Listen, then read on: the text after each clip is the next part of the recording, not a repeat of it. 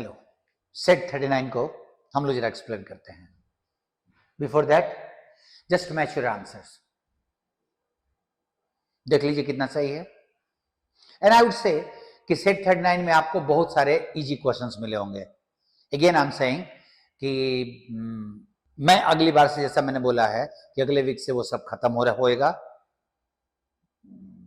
लेकिन वो क्वेश्चंस जो अच्छे थे वहां पे आपने कितना सही बनाया है ये चेक करना है. इसमें से मिक्सअप क्वेश्चन था, लेकिन कुछ क्वेश्चंस रियली बहुत आसान थे. मैं जब फर्स्ट सेंटेंस पढ़ा तो on the afternoon of that eventful day, उस इवेंटफुल दिन में, कौन सा इवेंटफुल, जरा आप सोचिए कि विच डे, तो नेचुरली सी के साथ ए आएगा. और आप ध्यान दो कि आपके पास सी ऑप्शन के अलावा और कुछ है नहीं. ऐसे अगर वर्ड्स मिलते हैं ना शुरुआत में, चाहे कहीं भी पढ़ने के समय में, उस पर अगर नजर पड़ जाए तो आपका सेंटेंस अरेंजमेंट चाहे कितना भी टफ हो आराम से बन जाएगा. Clue. Next, the puppies were rescued. Next, अब बाई वॉक तो होता नहीं है, और वॉक को अगर हम वर्ब बनाए तो पार्टिसिपल के तौर पे आई गो टू स्कूल वॉकिंग, या ऑन फुट भी लिखते हैं. बाई फुट नहीं, ऑन फुट. तो दोनों में से, और वहां चूंकि वॉक दिया हुआ तो वॉकिंग कर लीजिएगा. A person who helps even a stranger in difficulty, जो किसी अजनबी को भी मुश्किल में हेल्प करे. That such a person is called Samaritan. Samaritan. Philanthropist, one who loves the entire mankind, जो पूरे मानव जाति को प्यार करे. Altruist, one who does the acts of benevolence, जो परोपकार का काम करे. And beneficiary, one who gets the benefit. दो होते हैं. बेनिफैक्टर वो जो लाभ दे, बेनिफिशियरी वो जिसको लाभ मिले.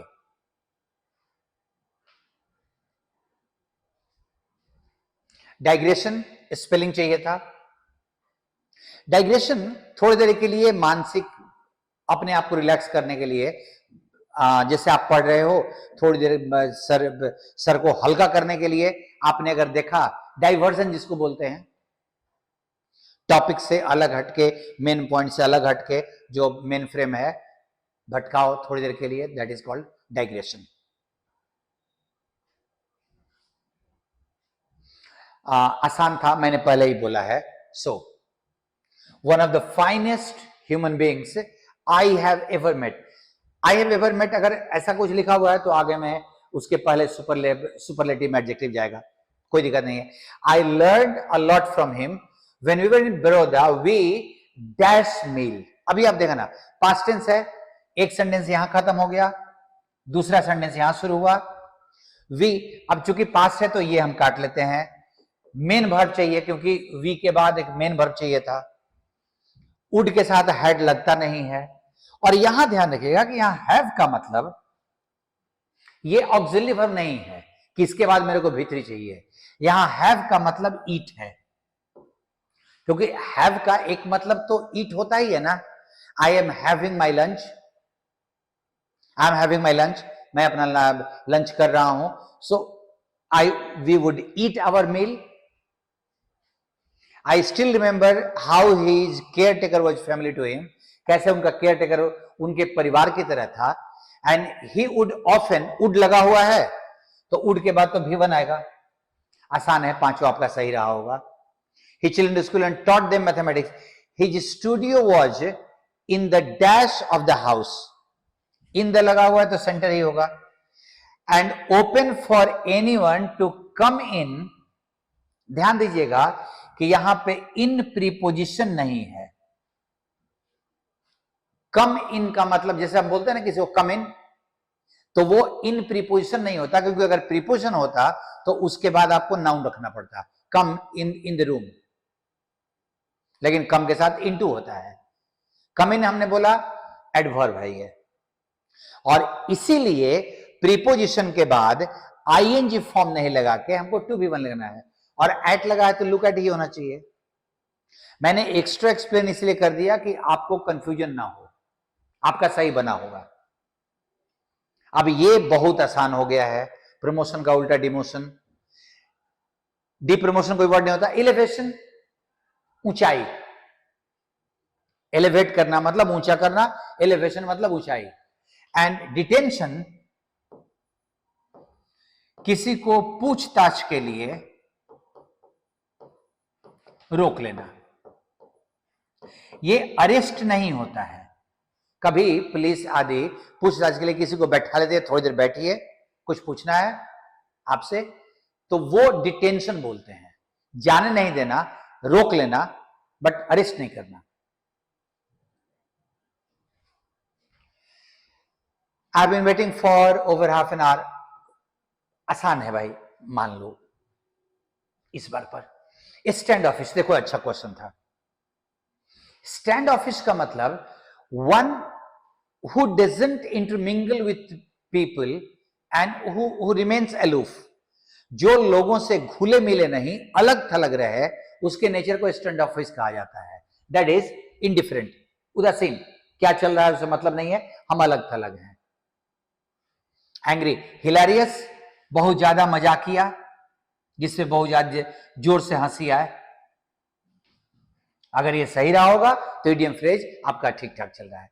इस सेंटेंस को देखो, कंस्ट्रक्ट करना है, 99 फीट भी दिया हुआ है, और यहां बाथ का मतलब याद रखिएगा, ये बाथरूम है। बाथरूम को शॉर्ट फॉर्म में बाथ भी बोलते हैं। 99 फीट का पुरुष तो नहीं हो सकता ना, 99 फीट लंबा तो बात ही हो सकता है, ये यहां पे हो जाएगा, और वो पुरुषों के लिए। यहां जरा देखो तो मेल्स बाथ, भाई अगर इसको प्लूरल बनाना है तो मेल में एपोस्ट्रोफी तो लगाना पड़ेगा ना, और ए तो रखना पड़ता। मेल्स को ऐसे नहीं रख सकते, यहां मेल्स अकेला है इसीलिए हमने रखा है, इसीलिए हमने मेल्स रखा है, लेकिन यहां बात के लिए ए लगा है, और पुरुषों का तो मेल्स एपोस्ट्रोफी डालना पड़ता। Next, he said to my brother let's go to this. हां, इसमें एक बताना है कि ये जो लेट अस होता है,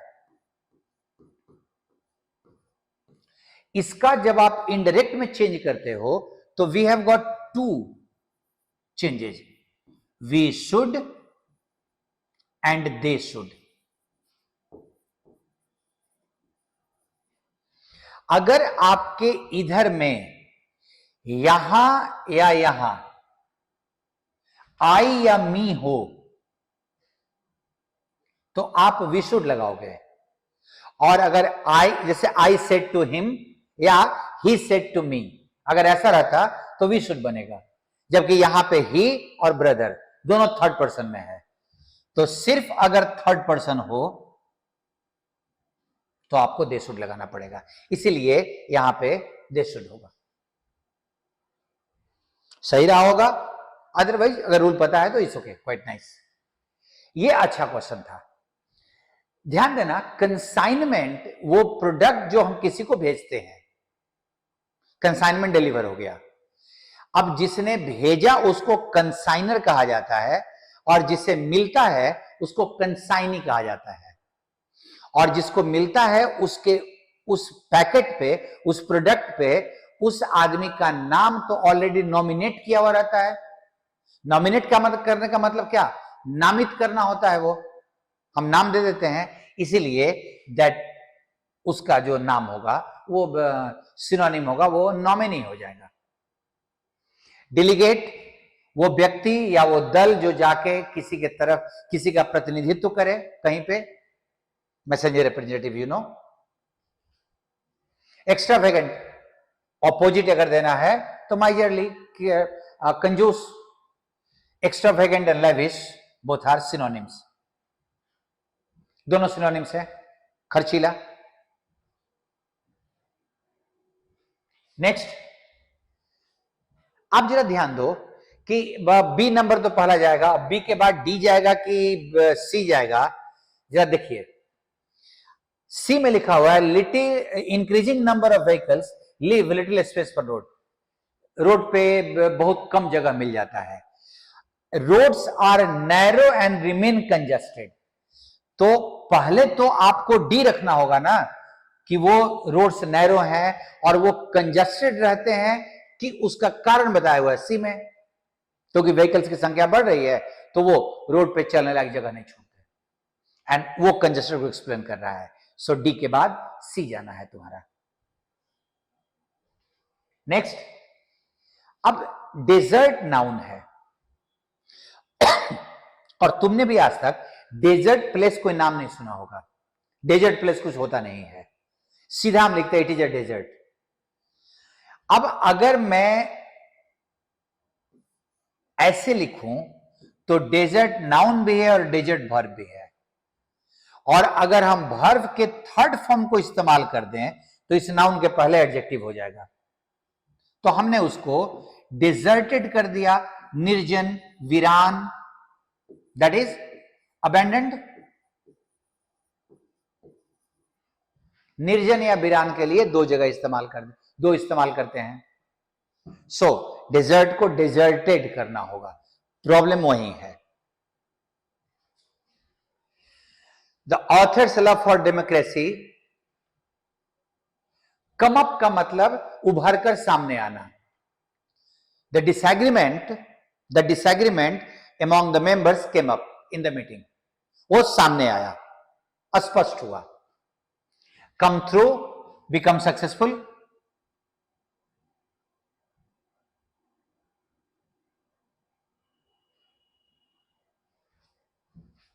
come about, that is how all this came about, happen, ये हुआ कैसे, घटित होना। Next, blow one's own trumpet, अपना डिंग हाँकना, और अपने डिंग हाँकने के लिए बस यही एक वर्ड जाएगा ना। इसको देखो तो, बी नंबर पहला और ए बाद में, ए अंतिम, बी पहला ए अंतिम, तुम्हारा यहां जाने का है, और बी ही पहला जाएगा तो फिर क्यों इतना ज्यादा सोचने का, और तो कुछ है ही नहीं। will he have written will a letter have been written, passive।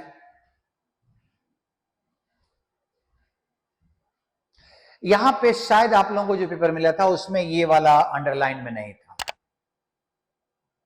Siphon के साथ ऑफ लगता है, और साइफन ऑफ का मतलब होता है कोई भी चीज टू सेंड अ प्रोडक्ट और something illegally to somewhere else where it does not belong to for own illegal benefit, अपने लाभ, अनुचित लाभ कमाने के लिए किसी चीज को कहीं और भेज देना।